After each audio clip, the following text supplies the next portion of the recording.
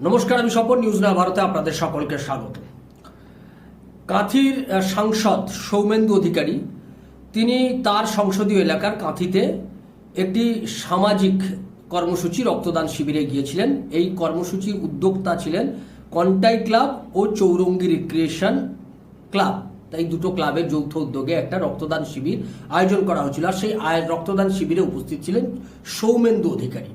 সেই রক্তদান শিবিরে তিনি উপস্থিত থাকার পর তার আশেপাশে কিছু লোকজন দাঁড়িয়েছিলেন, যে লোকজনদেরকে লোকে সেখানে বলছেন যে এই লোকজন তৃণমূল কংগ্রেসের, তারা এক সময়ের দাঙ্গাকারী, হারমাদ, তারা তৃণমূল কংগ্রেসের সময়ে তারা তোলাবাজ, তাদের বিরুদ্ধে নানান রকমের অভিযোগ আছে। তৃণমূল কংগ্রেসের সময় অনৈতিক কাজের সঙ্গে তারা যুক্ত ছিলেন। এরকম অভিযোগে অভিযুক্ত এই সমস্ত লোকজন তারা সৌমেন্দু অধিকারীর পাশে তাদেরকে দেখা গেছে এবং সেই দেখা নিয়ে ক্ষোভ, বিজেপির পক্ষ থেকে কিছু কিছু মানুষ ক্ষোভ উগড়ে দিয়েছেন।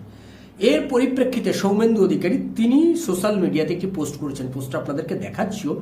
তিনি সেই সোশ্যাল মিডিয়াতে পোস্ট করে তিনি এটা পরিষ্কার জানিয়ে দিয়েছেন যে প্রথমত এটা ক্লাবের কর্মসূচি, সেই ক্লাবের কর্মসূচিতে কারা থাকেন না থাকেন এই গোটা ব্যাপারটা কিন্তু তার অজানা থাকে। এটা স্বাভাবিক ব্যাপার যে কোনো ক্লাবে একটা, যদি ধরুন আমাদের পাড়ার যখন ক্লাবের কোনো কর্মসূচি হয়, সেই পাড়ার ক্লাবের কর্মসূচিতে ক্লাব যখন কোনো প্রোগ্রাম করে তখন সেই পাড়ায় ক্লাবের যত ছেলে পুলে আছে সবাই আসবে, এটা স্বাভাবিক ব্যাপার। সেখানে তৃণমূলও থাকতে পারে, সেখানে বিজেপিও থাকতে পারে, সেখানে কংগ্রেসও থাকতে পারে।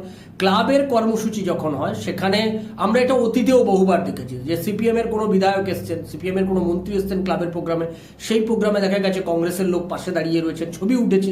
তখন এত সোশ্যাল মিডিয়ার যুগ ছিল না, আমরা সেগুলো দেখেছি, তাতে কোথাও কোনো আপত্তি নেই। কিন্তু এটা যদি তিনি তার কোনো রাজনৈতিক দলীয় কর্মসূচিতে করতেন তখন ডেফিনেটলি এটা নিয়ে প্রশ্ন উঠতো। কিন্তু যেহেতু এটা একটা ক্লাবের প্রোগ্রাম, সেই ক্লাবের প্রোগ্রামে কারা থাকে না থাকে এটা কিন্তু কখনোই কোনো সাংসদের কখনোই নিয়ন্ত্রণে থাকে না, কারণ ক্লাবটা কোনো রাজনৈতিক দলের নিয়ন্ত্রণে চলে না, এটা অন্তত আমরা যতটুকু জানি। তবুও তিনি এটা নিয়ে একটা দুঃখ প্রকাশ করেছেন। তিনি সেটা সোশ্যাল মিডিয়াতে পোস্ট করে বলেছেন যে এরপরেও যদি কেউ দুঃখ পেয়ে থাকেন তিনি আন্তরিকভাবে দুঃখিত।